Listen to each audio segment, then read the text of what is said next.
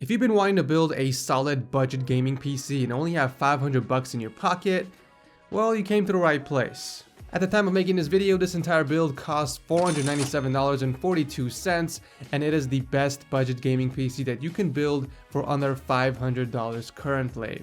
In fact, I will be doing a build guide for this exact same PC along with a Windows installation guide, and actually if the video is done, I will link it down below along with all of the parts used in this PC build. Speaking of parts, I went with the i3-6100 Skylake processor. Even though it's labeled as a dual core, it kind of acts as a quad core thanks to hyper-threading. I did try to keep the cost down, so I didn't pick up an aftermarket cooler or a Z170 motherboard. I mean, after all, the CPU is locked anyways. I picked up the AC Wi-Fi edition of the ASRock H110N because for only $68, this board comes with some pretty nice features. 32GB DDR4 support, mini ITX form factor, onboard USB 3 for front panel connections, and most importantly, it has a built-in Wi-Fi module, so you can connect it to the internet without buying any additional adapters. I did go with only one stick of 8 gigs of RAM, so that there is room for an extra 8 gigs later down the line.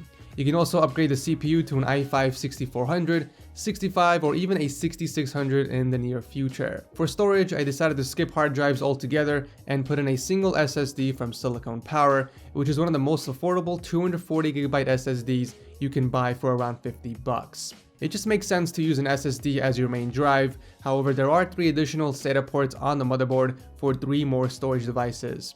In my case, I added a 1TB hard drive as well, although it's not included in the build price. Since I had a budget of only $500, I had to pick the best GPU for the money, and after countless research and looking at benchmarks, the Asus Strix RX 460 was the obvious choice, and I was not disappointed with its performance, which you guys will see soon enough. Housing all the parts is the Thermaltake Core V1 Mini ITX tower once again, but this time I went with the color black, as I have used the white version previously for IceCube, which was actually a $600 gaming PC. Finally, powering up the build is a 430-watt power supply from EVGA, which is enough to juice up this entire configuration.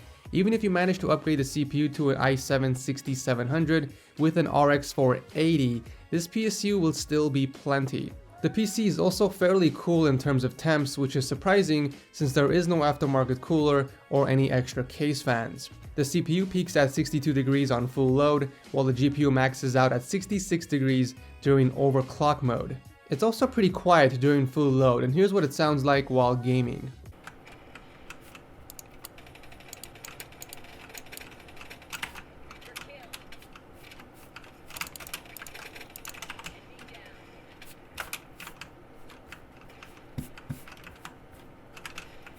For the Firestrike benchmark, it pretty much ties with Volt, which is the $550 gaming PC I did for April. However, it doesn't stand a chance against IceCube, which was the $600 build, rocking the R9 380, which performs much better than the RX 460. Looking at rendering times, it's no surprise that it falls behind. After all, it is a dual-core processor, and using this PC for editing is not recommended. Surprisingly, it did better than 2 of the PCs on the chart, so I guess it's not that bad. And finally, here are the gaming benchmarks. Please note that all of these benchmarks were done 3 times per game, and also the settings were set to high, and the resolution is 1080p. I hope you guys enjoy.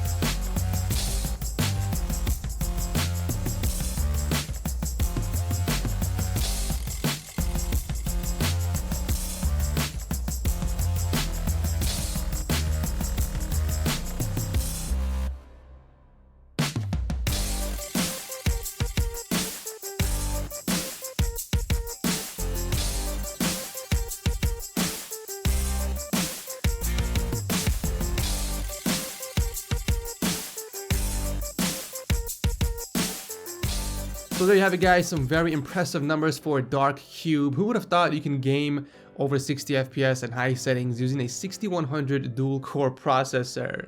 As always, there will be a build guide for this exact same PC in case you guys want a step-by-step guide on how to build a Dark Cube for yourselves. This will also include a Windows installation guide as well. If the video is ready, I'll link it down below along with all the parts I mentioned in this video.